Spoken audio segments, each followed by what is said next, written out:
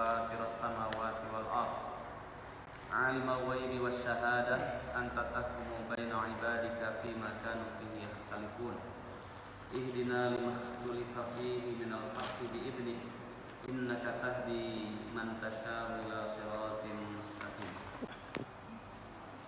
Alhamdulillah, atas izin Allah Subhanahu wa taala kita bisa bertemu lagi dalam majelis terhormat, majelis ilmu, majelis taman alhamdulillah melalui kajian tafsir Ibnu Katsir. Dan alhamdulillah kita sekarang di penghujung surat Al-Zalzalah ayat yang ke-7 dan ke-8. Semoga kajian pada malam hari ini melalui kajian tafsir ini mendapatkan curahan rahmat dan hidayah bagi kita semuanya.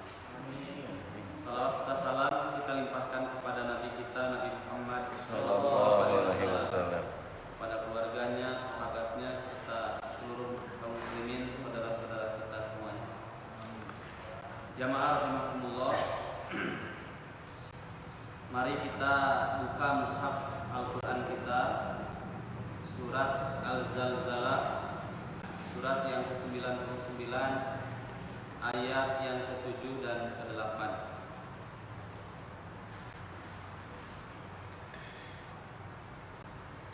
A'udzu billahi minasyaitonir rajim.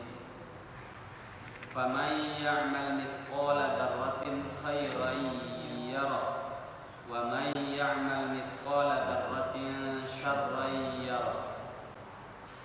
Faman, maka siapa saja, ya'mal, yang beramal, mithqala dzarratin, meskipun sebesar biji sawi. Dalam sebagian riwayat, nanti kita bahas istilah dzarrah. Sementara kita terjemahkan biji sawi, salah satu makna dari dzarrah biar gampang.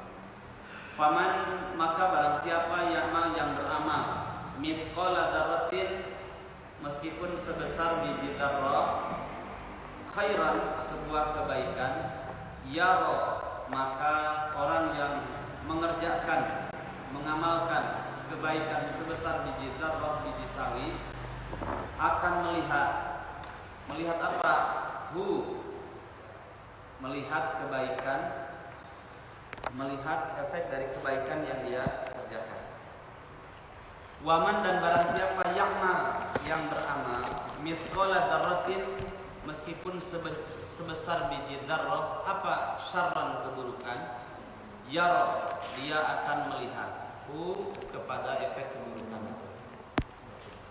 Jamaah rahimakumullah, pada ayat yang sebelumnya dalam surat Al-Zalzalah, Allah Subhanahu wa taala menggambarkan bagaimana kepastian yang terjadi, yang pasti akan kita lalui, yaitu pintu akhirat, dan berlanjut kepada huru-hara selanjutnya. Ada mahsyar, kemudian ada mizan, kemudian juga ada sirat, dan nanti di sana orang akan berkumpul sesuai dengan kualitasnya. Munafik dengan munafik, zalim, kafir, kemudian orang muslim dengan yang muslim. Allah menggambarkan sesuatu yang pasti. Yauma idzi yasdurun nasu ashtatan. Ashtatan itu bergerombol sesuai dengan kualitas ruhnya, kualitas temannya, sekufu. Untuk apa? Liyurau a'malahum, untuk diperlihatkan amal-amal yang pernah dilakukannya ketika di dunia. Dan ini harus menancap di dalam hati kita, tidak boleh bergeser sedikit pun. Kalau hari kiamat itu pasti terjadi, ya. Kemudian adanya sirat, adanya mizan, semua yang akan kita lalui, yang kemarin kita bahas, jangan pernah bergeser sedikit pun, apalagi dengan penafsiran-penafsiran yang bermacam-macam. Tidak. Bagaimana yang sudah pernah kita singgung, salah satu penulis buku, Pak Bakhtar Ibrahim, yang menjelaskan tentang terjadinya hari kiamat itu sekarang sudah terjadi. Itu keliru besar. Begitu pula orang-orang yang lebih mengedepankan taqdimul aqli minan naqli, mengedepankan akal daripada dalil. Seperti orang-orang Darwinisme, bahwa bahwasanya orang mati ya sudah, tidak ada lagi kejadian setelah itu. Jadi batu, jadi abu, ya jadi tanah, sudah. Kehidupan ini hanya di dunia saja. Sehingga slogan-slogan mereka, kita hidup di dunia ini fasilitas dari Tuhan, maka segeralah gunakan sekehendak kita. Akhirnya tidak ada istilah halal dan haram. Karena setelah itu mati, sudah dikubur jadi tanah, tidak ada lagi kehidupan. Ini bahaya sekali. Atau sebagaimana sebagian orang-orang Nasrani Ortodok yang punya pemikiran bahwa kami yakin kalau neraka itu ada, tapi kami tidak yakin kalau dalam neraka ada siksa. Sama saja tidak meyakini adanya neraka, dan sama saja tidak meyakini adanya hari kiamat. Karena itu rukun iman. Seseorang kalau meyakini rukun iman itu ada 6, kemudian salah satu yang terakhirnya, yakin terhadap salah satu di antara yang 6 itu yakin adanya hari kiamat, tapi samar dalam meyakininya, itu habis semua rukun iman. Ya, karena ini masalah prinsip. Makanya harus benar, tidak boleh ragu. Tapi 7 dan 8 ini memberikan motivasi sebenarnya kepada kita agar kita ini tidak menyepelekan amal yang baik meskipun hanya sebesar biji zarrah. Ini disebutkan oleh Allah zarrah. Kenapa nggak disebutkan yang lain atau disebutkan secara spesifik? Disebutkan misalkan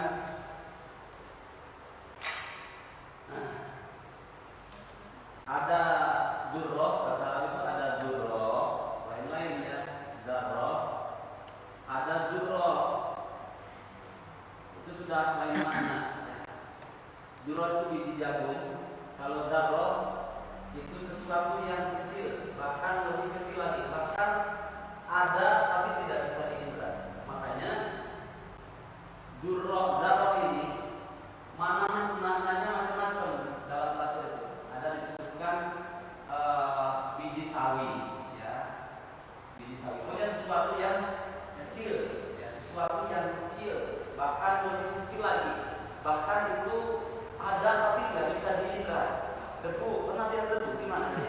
Debu itu yang mudah lah, efeknya ada tapi wujudnya nggak kelihatan, tongol, apa-apa baru ya, terus tongolnya di mana?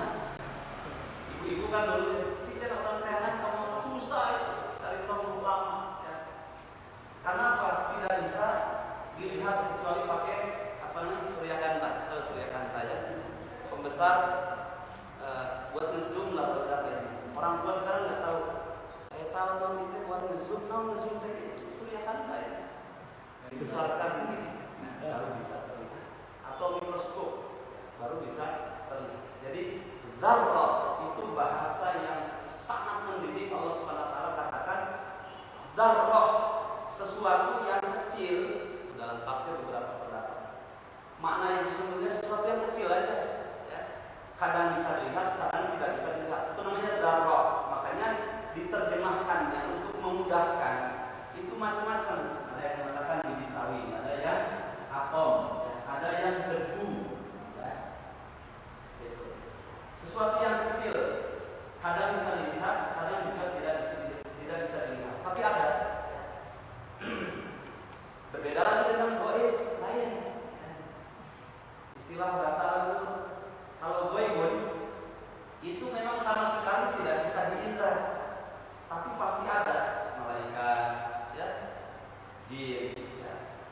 Kemudian akhirat, sesuatu yang belum terjadi tapi pasti terjadi, kan masih goib, tidak bisa dilihat oleh mata. Tapi kalau dzarrah itu sesuatu yang kecil, kadang bisa dilihat, biji sawi kan masih bisa dilihat, ya. Kemudian tongo masih bisa dilihat, tapi ada juga sesuatu yang ada tapi tidak bisa dilihat kecuali harus melalui alat ya, saking kecilnya. Debu itu nggak kelihatan, tapi pas di zoom kelihatan. Jin, goib apa dzurrah itu? Goib. Goib, ya. Nggak ada, meskipun pakai suryakanta dingin kan nggak bisa kelihatan. Pakai mikroskop nggak bisa kelihatan. Itu namanya goib. Ya. Tapi sama Ustaz Hasbi bisa kelihatan. Di rukyah. Kalau diruqyah bisa. Itu atas izin Allah Subhanahu wa taala. Makanya sangat tepat sekali ya. Sehingga tidak ada yang tersisa sedikit pun dan tidak ada yang sia-sia bagi kita ketika kita beramal sebesar biji dzarrah ya.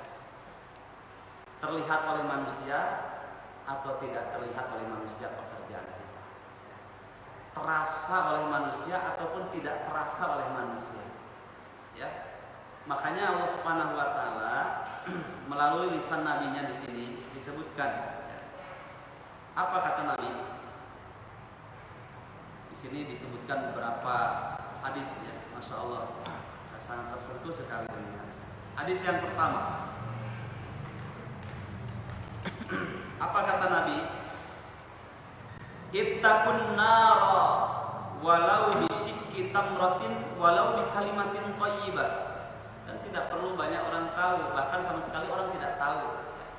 Itu namanya sebesar biji dzarrah. Apa kata Nabi dalam hadis Sahih Bukhari? Takutlah kalian kepada neraka. Bahasa lainnya, bayarlah neraka itu supaya tidak masuk neraka. Walau bisyikki tamratin, meskipun hanya dengan satu biji apa? Tamrah. Tamrah apa? Tamrah. Kurma kering. Kan ada rutob. Rutob itu kurma basah. Kalau tamrah kurma kering. Jadi tutuplah neraka itu. Ya. Tahanlah neraka itu, meskipun dengan mengeluarkan bersedekah dengan satu kurma kering. Ya.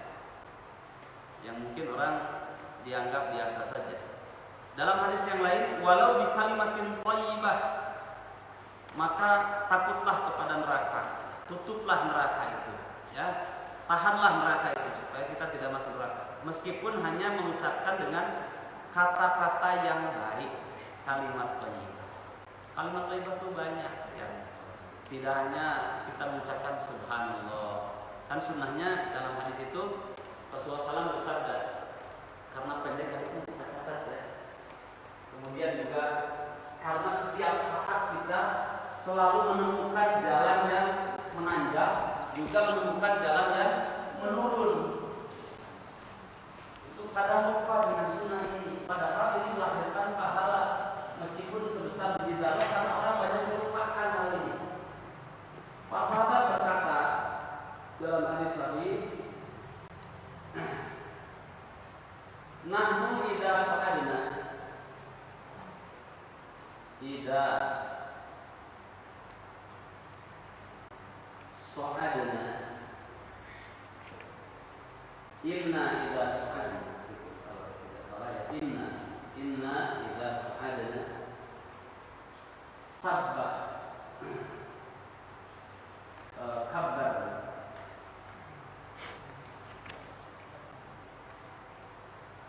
wa idza nazalna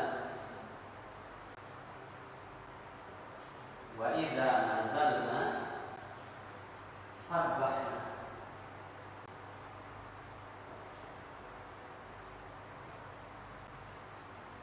Inna idza sa'alna kabarna wa idza nazalna sabbahna. Kata para sahabat, kami ini diajari oleh Rasulullah SAW kalau ketika di atas kendaraan, kalau kendaraan dulu apa? Kuda, ya, onta, atau bigol. Bigol itu perpaduan antara kuda dengan keledai. Kemudian ada keledai tersendiri. Kita sekarang mungkin motor, sepeda, atau berjalan kaki, atau mungkin kita di atas mobil. Umumnya bagaimana? Saking sebesar dzarrahnya, banyak orang menyepelekan. Kalau pas tanyakan, siapa tanyakan? Sebenarnya begitu. Ya. Kalau mudun gimana? Mudun. Lah dia cuma ngeluang-ngeluang, padahal ada sunnah di situ. Hadisnya. Inna idza sa'alna kabarna. Kata para sahabat, jika kami mendapatkan jalan agak menanjak, kabarna, kami ini bertakbir. Allahu Akbar, Allahu Akbar. Suka nggak kalau kita di atas kendaraan, apapun, motor, sepeda, pas nanjak bagaimana? Aduh. Paling pas goes, hanya cuma anak gitu. Udah matador. Mangi tanyakan dorol. Wa idza nazalna sabbahna. Dan ketika kami menurun, mendapatkan jalan yang menurun, maka kami sabbahna bertasbih. Subhanallah, subhanallah. Ya. Nah, ini kan sebesar biji darah. Karena umumnya orang itu melupakan sunnah ini. Ya. Padahal ini faman ya'mal mithqala dzarratin khairan yarah. Itu darah sebesar biji darah. Karena banyak orang melupakan. Ya. Jamaah rahimakumullah, saya biasakan. Ya, kalau kita di atas kendaraan tiap hari itu. Ya. Kemudian termasuk juga ma min thalathatin fi safarin illa yu'ammiru ahadahum. Kata Nabi, tidaklah 3 orang yang berangkat kecuali harus mengangkat 1 orang di antara mereka menjadi pemimpin. Itu sunnah, itu kebaikan. Tapi banyak orang lupa kan, 1 mobil 5 orang. Kemana berangkat Cirebon? Sering nggak ngangkat 1 orang jadi pemimpin safarnya? Nah, akhirnya safar sekedar safar. Ketika menemukan jalan, ya tujuan yang dituju itu berbeda pendapat. Kata 1 orang, "Ente kaki encah, ente cenah ke kiri ke kanan, enggak ke sana dulu." Akhirnya berselisih pendapat. Padahal Nabi mensunnahkan ketika safar itu 1 tidak sendirian. Ya. Siapa tahu kalau di sana akan tetap bisa kembali, bisa saja tabrakan, bisa saja kena musibah dan sebagainya. Ya, tuh jangan sedih. Apalagi safar yang panjang, ya, yang jauh. Minimalnya berapa? 3 orang. Kemudian angkatlah 1 orang, ya, untuk menjadi seorang pemimpin. Dan ketika sendirian, apa kata Nabi coba? Asyaitonu ma'al wahid wa kana ma'al itsnain ab'ad. Setan itu suka dengan jumlah yang sendiri. Tapi kalau lebih dari itu, setan menjauh. Wah, mumpung jauh tipe majikan, ya kan? Kemudian ketika di jalan banyak yang hurung. Kalau sendirian bagaimana? Pikiran itu lain. Ya, bahkan setan bisa jauh lebih menguasai kita. Hatta musibah, ya, waktu kemudian hujan, ya, belum lagi macet dan sebagainya, itu akan menguji kesabaran seseorang. Maka kata Nabi bahwa as-safaru qit'atun minal adzab, kata Nabi. Safar, perjalanan itu adalah secuil siksaan. Orang kalau tidak punya kawan, siapa yang mengingatkan diri ketika dalam safar? Sedangkan kita hidup di akhir zaman, sepanjang jalan itu villa. Kalau nggak punya iman, coba.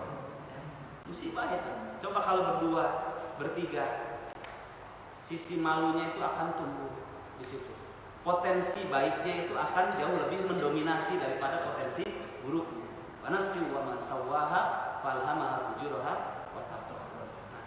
Kemudian itu sunnahnya mengangkat 1 orang di antara bertiga. Nanti yang 1 orang memutuskan perkara, makanya ada amir dalam safar.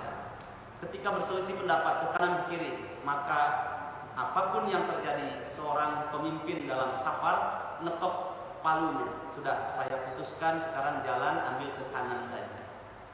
Mau benar mau salah, itu pengikut anggota yang tidak menjadi pemimpin sami'na wa ata'na. Kalau tidak ada pemimpin, ayo berselisih. Di tengah ke kanan itu, ke kiri itu, ke depan berselisih. Nah itu sunnahnya, dan itu juga amal. Sering nggak dalam perjalanan kita melaksanakan kebaikan berupa mengangkat seorang pemimpin? Ya, jarang kan? Jarang. Bahkan lupa. Jadi kalau pas nanjak itu saking darahnya memang orang jarang melakukan hal itu. Tidak bertakbir. Pas turun menemukan jalan agak menurun ke bawah, tidak juga bertasbih. Makanya jamaah rahimakumullah, Nabi mengingatkan di sini beberapa amal yang banyak dilupakan oleh orang, dan ini bagian dari darah. Jangan pernah menyepelekan amalan kebaikan meskipun hanya sebesar biji darah, biji atom atau sebesar debu. Ya. Karena banyak orang melupakannya atau dianggap sepele kalau hal itu tidak melahirkan pahala, padahal jelas. La tahqiranna minal ma'rufi syai'an walau an tufarriga min dalwika fi ina'il mustasqa. Ini pernah kita sampaikan di sini. Hadis riwayat Imam Muslim. Hadis riwayat Imam Muslim. Apa kata Nabi? Jangan pernah kalian menyepelekan amalan yang ma'ruf, yang baik, meskipun hanya memindahkan air di gelasmu dikasihkan kepada saudaramu yang membutuhkan air. Ya, itu kan sepele air itu, sepele sekali. Padahal orang ngasih air ketika dia membutuhkan sampai disebutkan oleh Nabi dalam sebuah doa. Ya, saking butuhnya orang terhadap air. Kalau kita beli tanah, yang dicari apa pertama kali? Sumber air. Pak Erwin beli rumah biasanya yang dicari apa? Air kan? Air. Selain posisi ya dekat dengan tol, biasanya harganya lebih mahal gitu ya. Nah, tapi sumber air. Meskipun rumah dekat tol gak ada air, siksa. Ya. Air yang paling utama. Sampai disebutkan oleh Nabi, saking manusia itu butuh terhadap air, jangan sampai kebutuhannya terhadap air ketika haus itu bisa menggeserkan cintanya kepada Allah Subhanahu wa Ta'ala. Ada doa yang panjang, kita ambil penggalan. Allahumma inni as'aluka hubbaka wa hubba man yuhibbuka wa hubba man yuqarribuka. Allahumma inni as'aluka hubbaka ahabbu ilayya. Inni as'aluka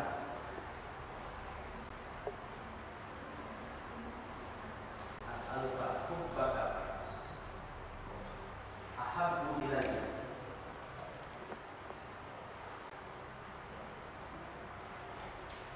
min nafsi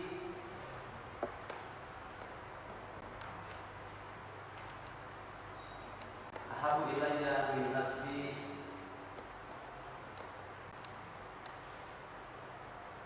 ahabbu ilayya min nafsi wa ahli wa mali. Nah, setelah itu di penghujungnya saya menggelitik sekali ketika baca kitab tentang doa ini. Kok Nabi sampai menyebutkan ya, wa minal ma'il barid, wa minal ma'i al-barid, al-barid. Disebutkan kalimat ini ya. Allahumma ya Allah, ini sesungguhnya aku as'aluka mengharap kepada Engkau ya Allah. Mengharap apa? Hubbaka, cinta. Ahabbu ilayya, lebih aku cintai. Ya Allah, aku mengharap kepada Engkau, kecintaan Engkau lebih aku cintai min nafsi, daripada keinginan diriku. Kan kadang Allah punya keinginan, kita punya keinginan. Ayyana sholat, ayyana mengadakannya. Tapi keinginan Allah kita suruh sholat. Itu jangan sampai keinginan pribadi kita nafsi mengalahkan kecintaan kita kepada Allah. Makanya kita minta kepada Allah, kecintaan Engkau ya Allah lebih aku cintai daripada diriku. Yang kedua, wa ahli. Satu, dua. Wa ahli, dan keluargaku. Jangan sampai keluarga kita ini menggeserkan cinta kita kepada Allah. Tetap kecintaan kita kepada Allah jauh lebih kita cintai daripada keluarga. Ya. Wa mali, yang ketiga, hartaku. Jangan sampai melalaikan kemudian menggeserkan cintaku kepada Allah. Tetap cinta kepada Allah harus lebih aku cintai daripada hartaku. Nah, yang terakhir, wa minal ma'il barid. Kebutuhan kita kepada air itu kan, apalagi disebutkan air yang sangat dingin. Coba, kalau kita lagi pergi safar ya, meskipun tidak ada kue, tapi ada air. Mending butuh air, mending kue. Kalau disuruh pilih salah satu di antara keduanya, air kan. Coba kalau dapat air, nggak apa-apa, nggak ada kue juga, muamalah di dia. Coba sekarang, senang ayam kue, rek kue, rek surabi, mau apa saja. Tapi kalau nggak ada air gimana? Ilen-ilen kan ya. Jadi tetap butuh air. Ya. Cuma kebutuhan kita terhadap air jangan sampai melebihi menggeserkan kecintaan kita kepada Allah. Ya. Disebutkan oleh Nabi. Bahkan ya, Jamaah rahimakumullah, Ali bin Abi Thalib, mungkin saya pernah berkisah kalau kita umrah ataupun haji kemudian ngambil mikot dari arah Madinah, ngambil mikotnya di mana? Di Bir Ali atau Bi'ru Ali. Itu sumber air milik Ali bin Abi Thalib. Beliaunya sudah wafat, tapi itu sumber air digunakan oleh banyak orang, oleh banyak orang. Royaltinya terus mengalir kepada beliau. Padahal cuma air, ya. Tapi jangan disepelekan, luar biasa. Makanya Nabi itu tidak suka kalau kita punya sumur kemudian kita jual kepada orang berkemarau, ya, kemudian dijual numpang gitu. Padahal dia sendiri itu nggak pakai modal. Itu dari mana airnya? Dari Allah Subhanahu Wa Taala. Dijual. Jangan, kasihkan saja kalau kita punya air. Itu jauh lebih besar pahalanya dibandingkan harga air yang dijual ke umumnya orang. Khairan, disebutkan di sini tentang air. La tahqiranna minal ma'rufi syai'an walau an tufarriqu min dalwika fi ina'il mustasqa. Jangan pernah kau menyepelekan, merendahkan, jangan kalian menyepelekan amalan yang ma'ruf meskipun hanya ngasih air kepada orang yang membutuhkan. Walau antal akhaka wa wajhuka ilaihi munbasitun. Kalau dalam riwayat Imam Muslim, dalam riwayat yang lain, la tahqiranna minal ma'rufi syai'an walau antal akhaka biwajhin taliqin atau biwajhin talqin. Ada riwayat begitu. Jangan pernah kalian menyepelekan amalan yang ma'ruf, yang baik, meskipun kamu bertemu dengan saudaramu kemudian memperlihatkan wajah yang berseri-seri. Ya. Jadi kalau salam iringi dengan senyuman,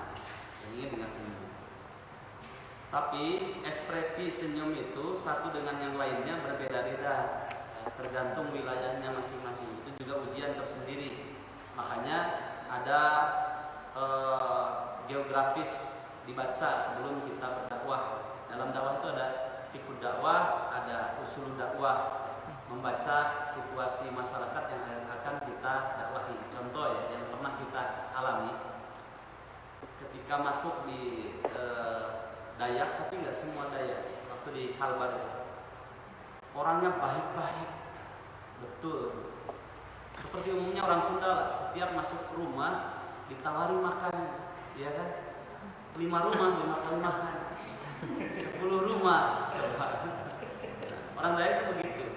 Hatta piringnya itu nggak boleh tamu itu menggunakan piring yang sudah pernah dipakai oleh mereka, saking apiknya. Jadi dari daun rumbia kemudian baru, ini ustaz dulu katanya, tamu agung kita, silakan. Itu sampai anak-anaknya, cucu-cucunya nunggu dulu gitu ya.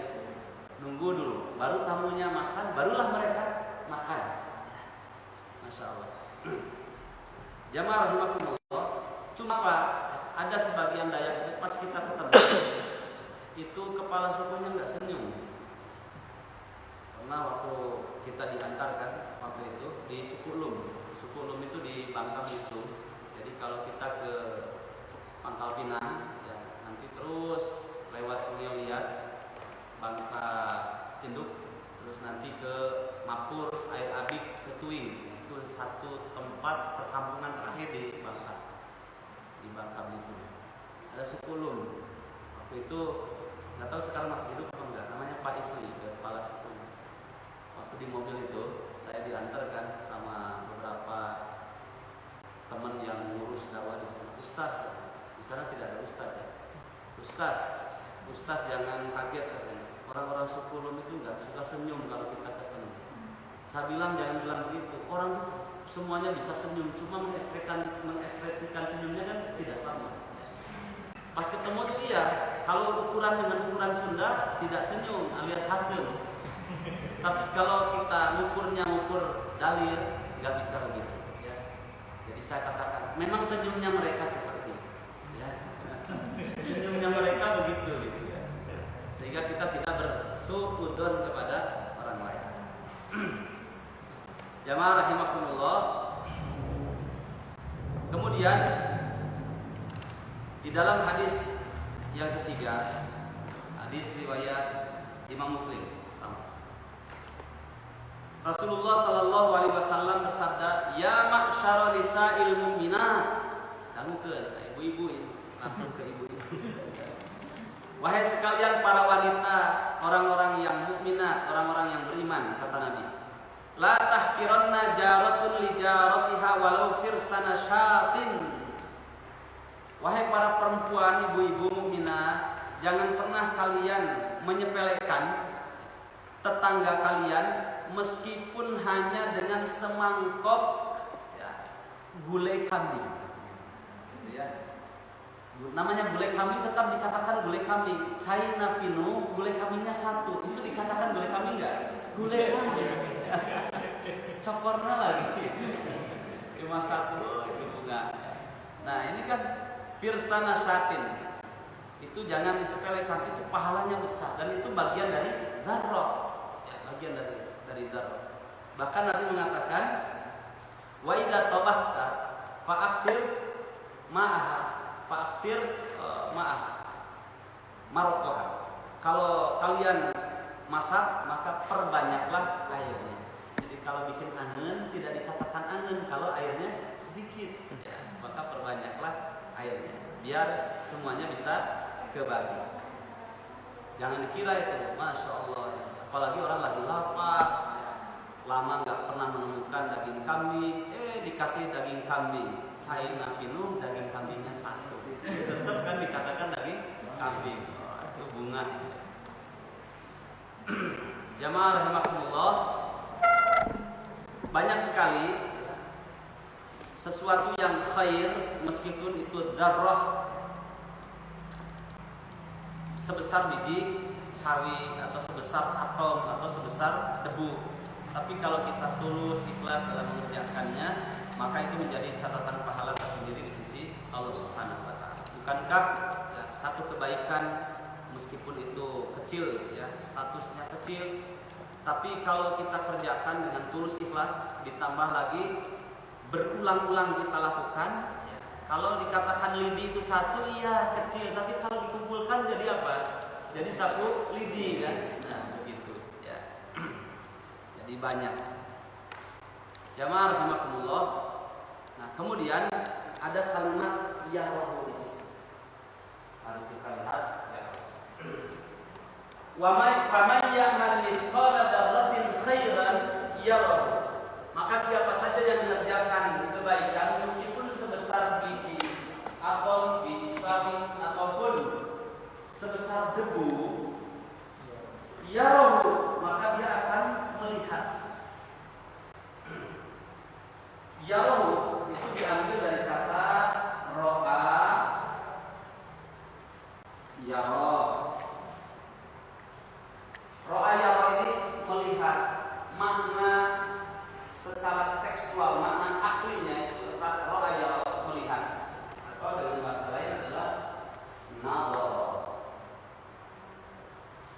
Kemudian beberapa tafsir menyebutkan ro'a yara, yara punya kan kembali kepada kebaikan yang dilakukan.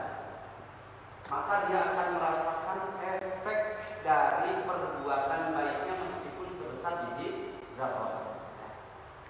Ayo rahimakumullah. Efek ini bisa Allah dahulukan di dunia, ya, pahalanya, imbalannya, bisa juga Allah akhirkan nanti diakumulasikan menjelang kematiannya. Mungkin dimudahkan ketika sakaratul maut bisa, ya, ataupun nanti diakumulasikan di akhirat sebagai tambahan pahala untuk meringankan ya hisabnya di hadapan Allah Subhanahu wa taala. Saya akan bercerita, mungkin pernah enggak ya cerita di sini. Banyak sih dalam kehidupan keseharian kita tentang ketika kita berbuat baik meskipun sebesar biji zarrah, apalagi tidak mengharapkan sedikit pun, ya, kecuali hanya mengharapkan pahala dari Allah Subhanahu wa taala. Kan boleh, ya, mengharap pahala itu boleh, tapi kepada Allah Subhanahu wa taala. Itu saya jadi teringat terus ya kisah itu.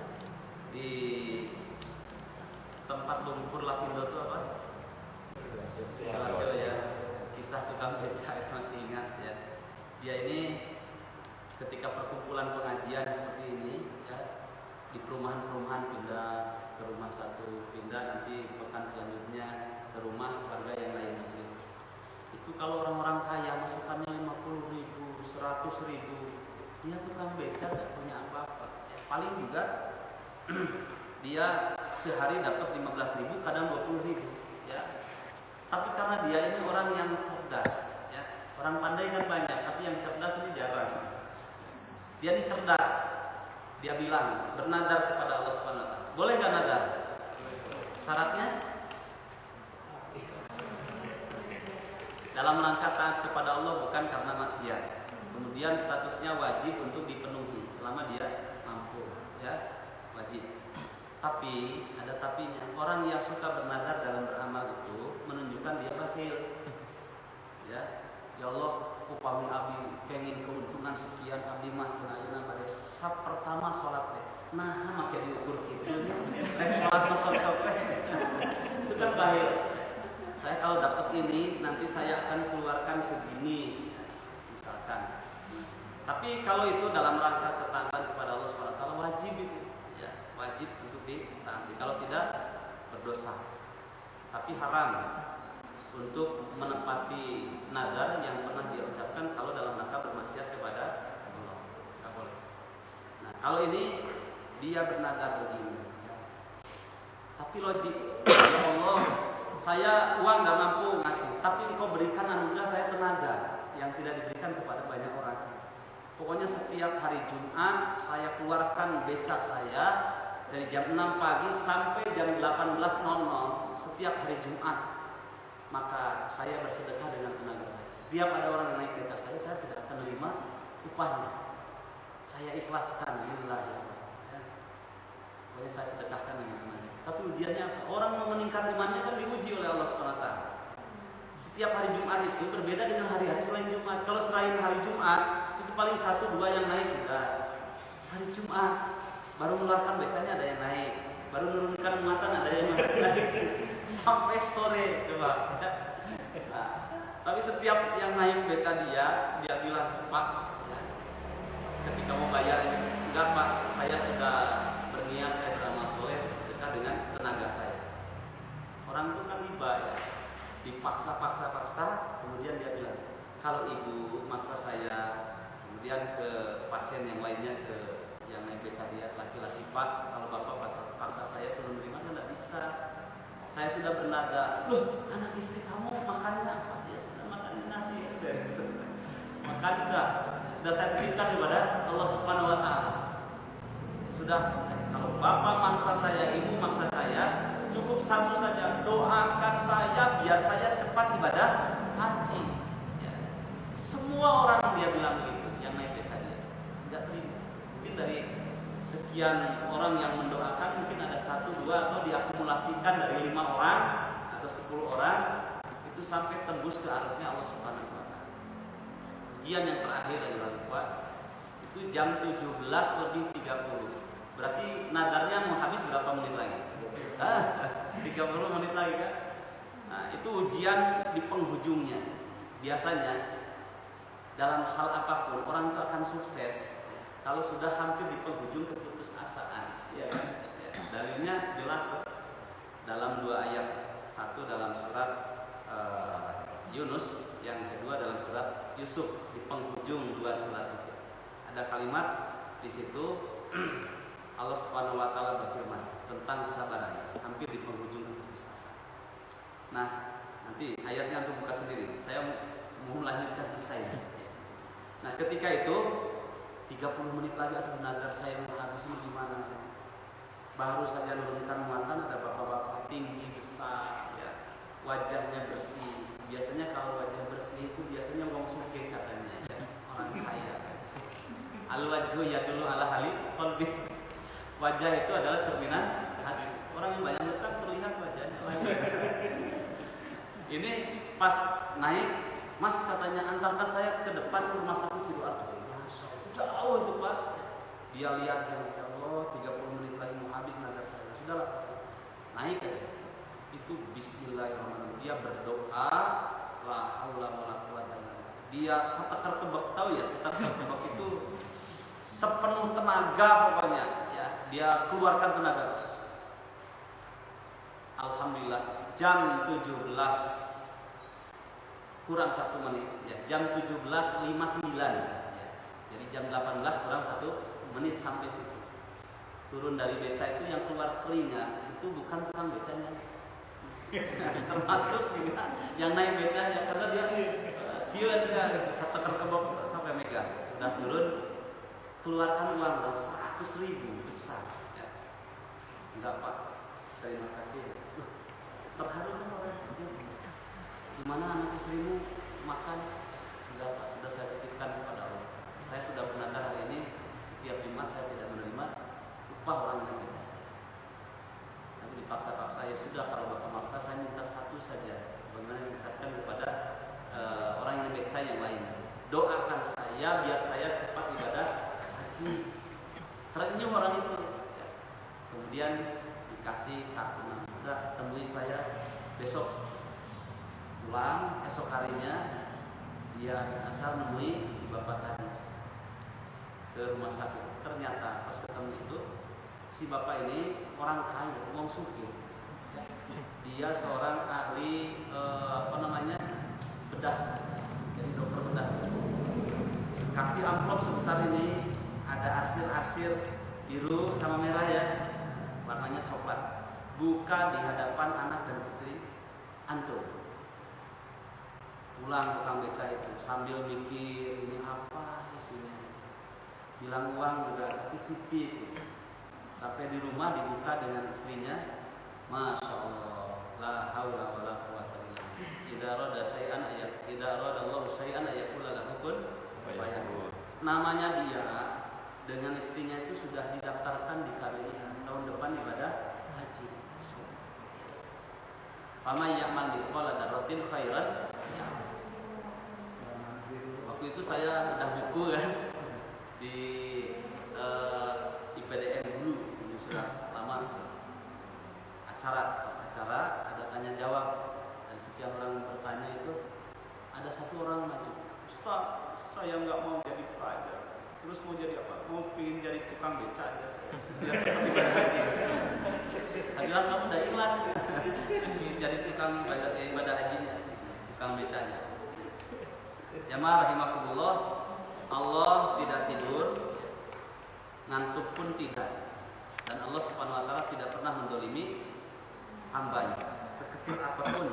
Hatta disebutkan dzarrah dari kebaikan ya Rabb, Allah akan jadikan dia bisa merasakan. Itu makna melihat, bisa melihat di situ, bisa merasakan efek dari kebaikan yang dia kerjakan.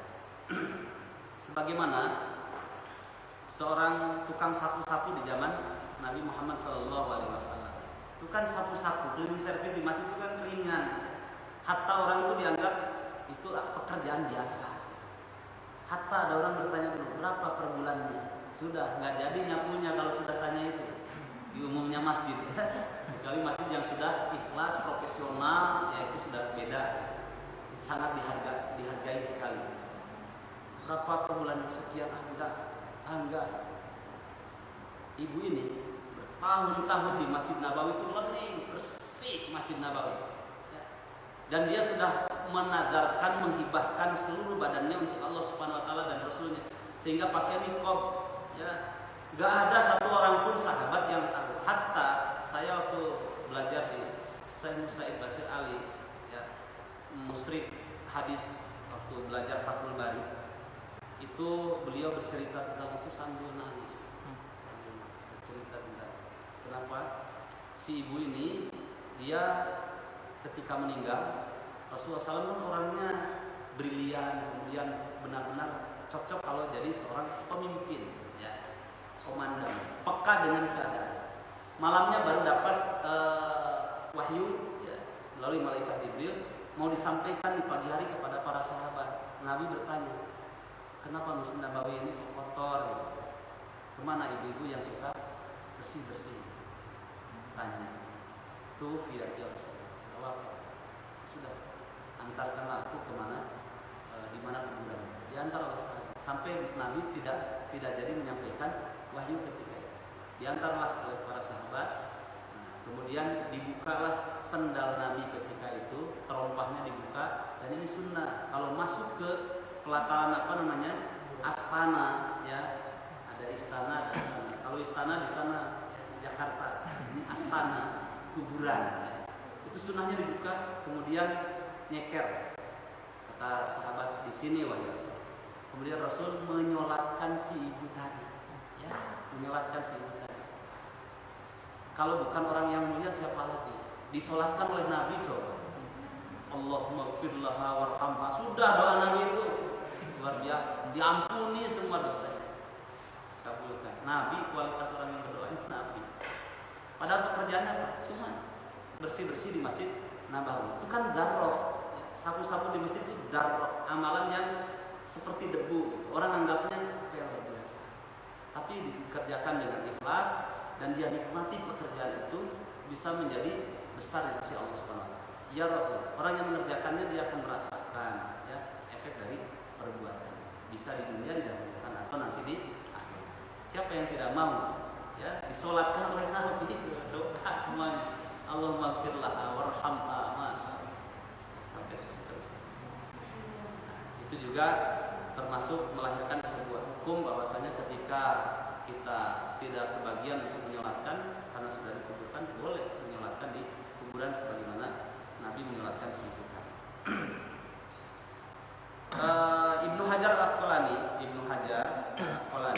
beliau ini kan pensarah ya hadis Bukhari, kitabnya Fathul Bari.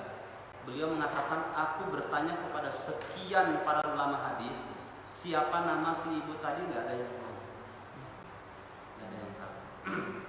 Saking menjaga kualitas amal solehnya meskipun sebesar biji darroh yang orang menganggap hal biasa saja sapu-sapu di masjid. Saking ikhlas. Jamaah rahimakumullah. Kalau Profesor Dr. Hamka membuat satu pantun ya, menyampaikan seorang pujangga dari Mesir namanya Syekh Sauki mengatakan, ihfad li nafsika qabla mautika dzikraha wa dzikru lil insani umrun kan. Tidak ada yang rugi meskipun orang tidak tahu, tapi ya rohunya orang yang mengamalkan kebaikan meskipun sebesar biji atom atau debu tidak dilihat, orang tidak tahu, tapi Allah akumulasikan nanti di akhirat. Apa kata seorang pujangga Sauki, pujangga Mesir? Ihfad li nafsika qabla mautika dzikraha wa dzikru lil insani umrun. Jagalah dirimu untuk dikenang. Ya. Dalam beramal itu jagalah dirimu untuk dikenang. Kalau mau dikenang nanti saja pada episode yang kedua. Maksudnya nanti setelah mati. Kemarin ada kakak sepupu meninggal, masih usia SMA. Qadarullah meninggal, perempuan lagi. Orangnya tidak familiar, biasa saja. Tapi setelah meninggal, berdatangan orang. Ada salah satunya itu ikut memandikan, seorang ibu ikut memandikannya karena merasa kehilangan. Kenapa? Anaknya beliau lumpuh. Kemudian sama kakak sepupu saya, namanya Nida, kakak sepupu saya, Teh Nida. Ketika itu dia bercerita si ibu tadi. Semua orang termasuk ibunya juga baru tahu kalau anaknya yang meninggal ini punya amal soleh yang tidak banyak orang tahu. Nah, si ibu ini punya anak lumpuh. Terus sama Nida ini, Teh Nida ini Allahu yarham, itu setiap pagi dipapah, diajak jalan, kemudian dibesel, didoakan dan sebagainya sampai bisa jalan atas izin Allah Subhanahu wa taala. Gitu ya. Makanya pas meninggal ikut memandikan ibu, merasa kehilangan. Orang nggak tahu, saya saja yang dekat dengan keluarganya karena uang kan anak uang. Nggak tahu, bapaknya saja nggak tahu. Ibu siapa? Baru bercerita. Masih banyak salah satunya di antara amalan yang darroh. Makanya Nabi selalu berpesan di beberapa hadis yang saya sampaikan tadi bahwa la tahqiranna minal ma'ruf, la tahqiranna minal ma'ruf, la tahqiranna minal ma'ruf. Itu banyak gitu, amalan-amalan ma'ruf, yang baik, kemudian sepele dan orang menganggapnya hal yang biasa. Saya waktu ke Belitung, Pak, ke Belitung, Laskar Pelangi kan ada filmnya. Saya sudah ke sana. Itu batu sebesar-besar emas ini, bahkan ada yang besar ya di sana. Ada salah satu ustadz dari Muhammadiyah, dalam hal ini Masya Allah, membuat kita iri. Orang jauh dari hidayah, si bapak itu dia dakwah sendiri, ngajak orang ke rumah-rumah, modal sendiri, sampai bisa bikin SD, coba, bikin radio sendiri. Masya Allah kan? Itu terkenalnya setelah ada media sekarang. Dulu nggak ada media, sebelum ada media. Setelah ada media baru sekarang orang pada tahu. Bahkan dibikin film Laskar Pelangi. Maka waktu yang sangat sebentar di dunia ini, bikinlah amal yang sehebat mungkin, yang orang mungkin belum mengambil dari sisi itu, kita ambil dari sisi itu. Kalau seorang sahabat Rasulullah SAW, Bilal, banyak sekali mendapatkan kapling surga dengan apa? Dengan suaranya, kan? Manggil orang ya, supaya datang ke masjid dengan anugerah suaranya. Kemudian Abu Hurairah, beliau mendapatkan kapling surganya dengan apa? Dengan hafalan hadisnya. Sahabat yang paling banyak menghafal hadis, sampai beliau tidak pernah berpikir masalah dunianya, tapi demi sebuah kemaslahatan umat. Sekarang kalau baca hadis dari Abu Hurairah, dari Abu Hurairah, dari Abu Hurairah, 7.000 hadis bayangkan, kurang lebih ya. Itu dibaca, diulang-ulang oleh para ulama, oleh orang-orang soleh. Bahkan banyak orang mendapatkan hidayah karena setengah dari agama itu, hadis ada dalam hazanah otaknya siapa? Abu Hurairah. Orangnya sudah wafat, tapi royaltinya terus mengalir sampai hari ini. Ya. Man dalla 'alal khairi kafa'ilihi min ghairi ayyam usamin ujurihi syai'an. Kata Nabi, siapa yang berikan petunjuk kepada orang lain, kemudian dikerjakan petunjuk itu, maka orang yang mengasih petunjuk tadi, dia mendapatkan royalti sebagaimana orang yang mengerjakannya, tanpa dikurangi sedikit pun. Ya. Maka jangan pernah kita menyepelekan amalan meskipun sebesar biji. Baik. Mari kita lihat dalam surat 17. Surat 17 itu surat apa?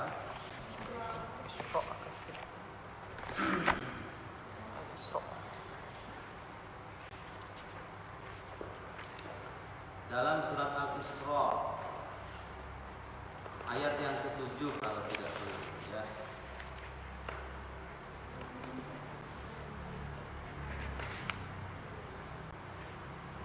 In ahsantum ahsantum li anfusikum.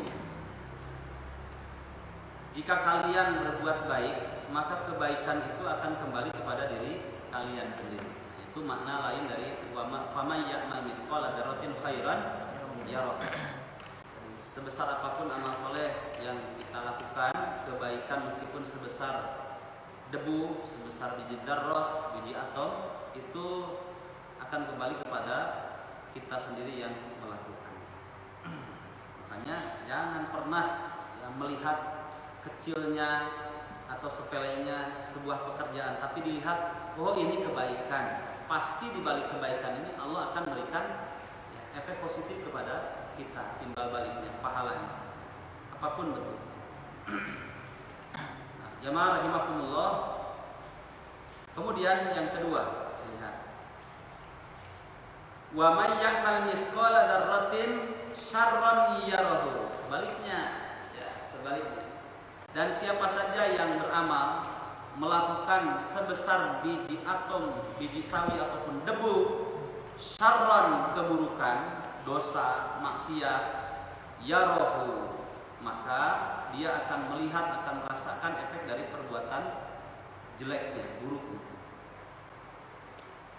Maka di dalam tafsir di sini disebutkan ada beberapa hadis ya, sebagai motivasi kepada kita untuk jera dari peluang-peluang berbuat dosa meskipun sebesar biji dzarrah.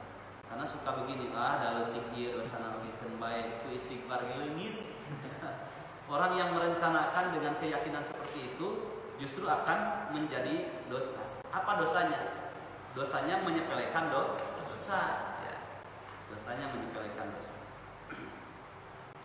Seperti Nabi Shallallahu Alaihi Wasallam pernah bersabda, ketika itu beliau melewati beberapa kuburan di atas kendaraannya, kemudian berhenti kendaraannya, nggak mau maju. Kemudian turunlah dari kendaraannya dan diperhatikan oleh sahabat. Kemudian Nabi Muhammad SAW mengambil pelepah korma, diambil pelepah korma itu dipatahkan menjadi dua dan ditancapkan di kuburan yang satu, tancapkan di kuburan yang sebelahnya. Kemudian Nabi berdoa, la'allallahu ayyukhaffifa 'adzabahuma ma lam yaibasa. Semoga Allah SWT meringankan kepada kedua hamba yang ada di kuburan ini selama pelepah korma itu masih basah. Maknanya ketika masih basah dikurangi bukan dihilangkan, ya, dari siksa di alam barzah. Setelah kering lagi kembali kepada siksaan awal. Sahabat bertanya, ya Rasulullah, kenapa mereka berdoa ini? Kemudian Nabi menjawab, adapun salah satu di antara keduanya adalah pelaku namimah, orang yang suka mengadu domba. Sedangkan yang kedua itu apa? La yastatiru min baulihi, kata Nabi. Dia tidak membersihkan dakarnya, kemaluannya setelah dia buang air kecil. Ya.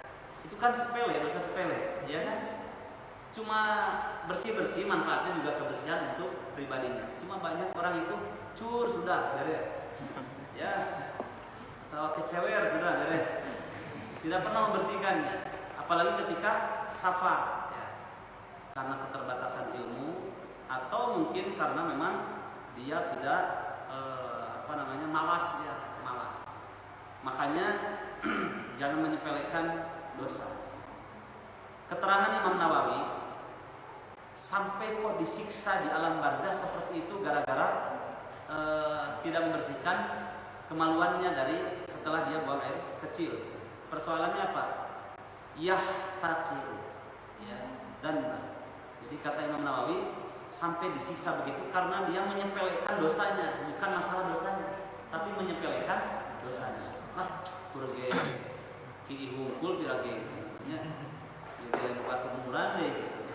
Cuma urang we misalnya. Atau makan dengan tangan kiri padahal tangan kanan masih ada. Memang bukan dosa besar karena kata Nabi, kul biyaminika, ya, makanlah dengan tangan kanan. Itu setiap dosa, setiap perkara yang dilarang dalam Islam tapi tidak disebutkan ancamannya, itu namanya adalah dosa yang kecil. Tapi dosa kecil itu, ya, las saghair ma'al israr, ingat, tidak ada dosa kecil kalau dilakukan terus-menerus akan menjadi besar, Jamaah rahimakumullah, ada seorang salaf, ini tingkatan imannya tinggi, ya, takwanya tinggi. Seorang salaf soleh tidak disebutkan namanya, cuma dalam kitab itu ahadus sholihin minas salaf, ya. Salah seorang di antara orang yang soleh dari kalangan salaf itu dia menambah rokaat dari sholat sunnahnya ketika masuk masjid, ya. Yang tara biasa masuk masjid hanya tahiyatul masjid sudah, dia kemudian ada sholat intidur, mau sholat menjelang menunggu datangnya khatib naik mimbar. Itu kan sunnahnya masuk, niatkan syukrul wudu boleh, atau niatkan ketika itu tahiyatul masjid, naik lagi tambah 2 rakaat namanya sholat intidur. Biasanya cuma 2 rakaat sudah sholat intidur, dia tambah lagi 2 rakaat lagi sholat intidur lagi, niat tambah lagi sholat intidur lagi.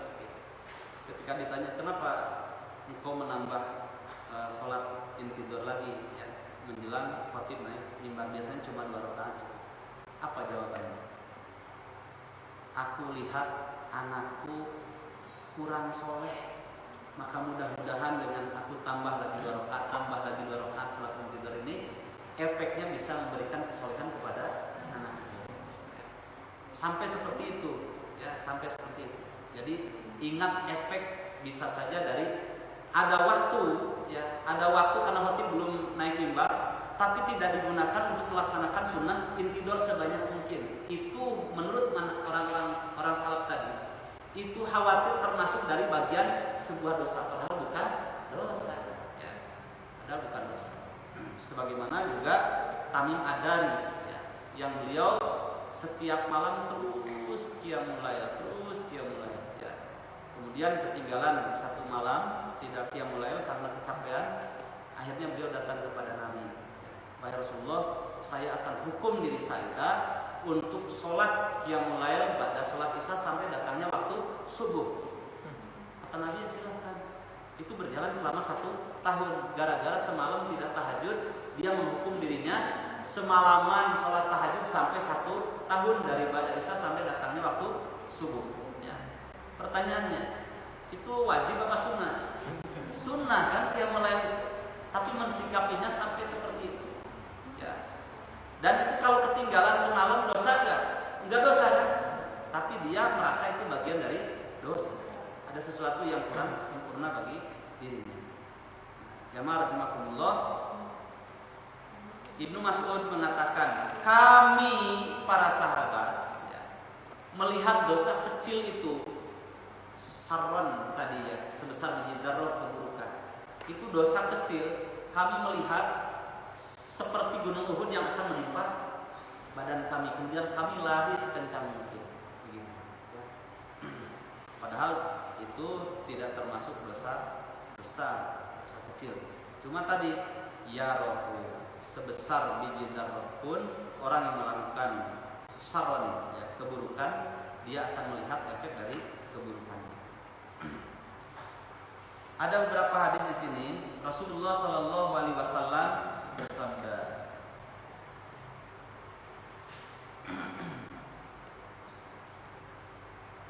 kata Nabi di dalam hadis riwayat Imam Ahmad,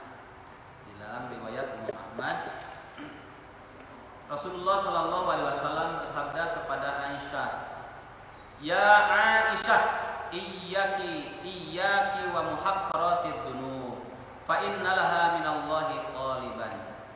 Wahai Aisyah, hindarilah oleh kamu apa itu menyepelekan dosa. Hindari oleh kamu menyepelekan dosa. Fa innalaha minallahi qaliban, karena sesungguhnya menyepelekan dosa itu nanti akan dituntut oleh Allah Subhanahu wa taala pada hari kiamat. Kenapa kamu menyepelekan dosa? Jadi ada 2 sampai Ibnu Qayyim menyebutkan begini kalimatnya.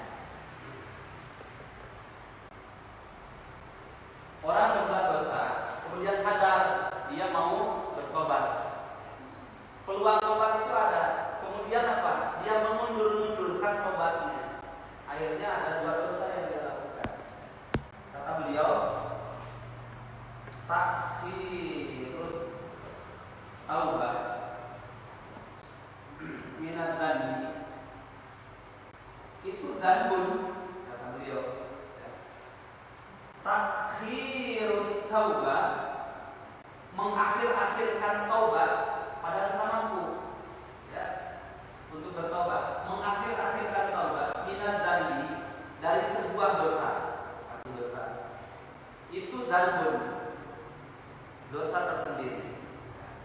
Takhirut taubah minad dzanbi dzanbun, tajibut taubah min, kata beliau.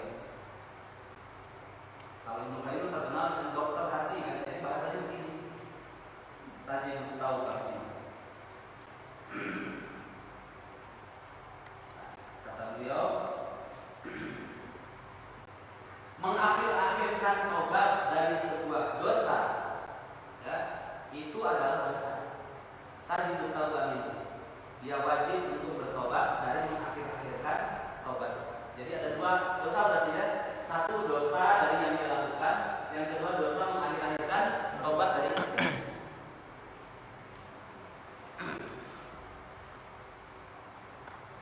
Jangan pernah kamu wahai Aisyah menyepelekan sebuah dosa.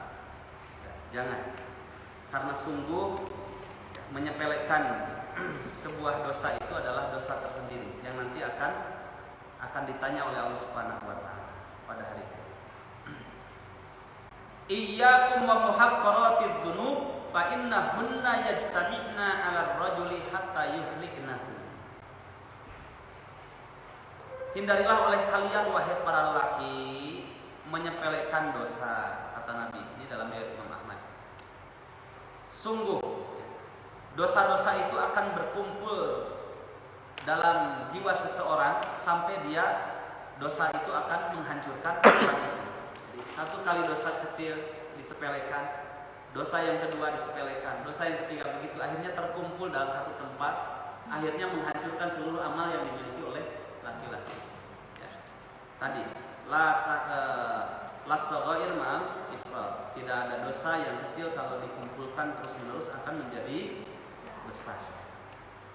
Ayyuhal ikhwah rahimakumullah. Nah, dilanjutkan tadi surat Al-Isra kalimat selanjutnya. Karena di situ diiringi dengan kalimat in ahsantum li anfusikum wa in asatum falaha. Jika kalian berbuat baik, maka kebaikan itu akan kembali kepada pelakunya, dan jika kalian melakukan kesalahan, maka kesalahan itu akan kembali kepada pelakunya pula. Ya.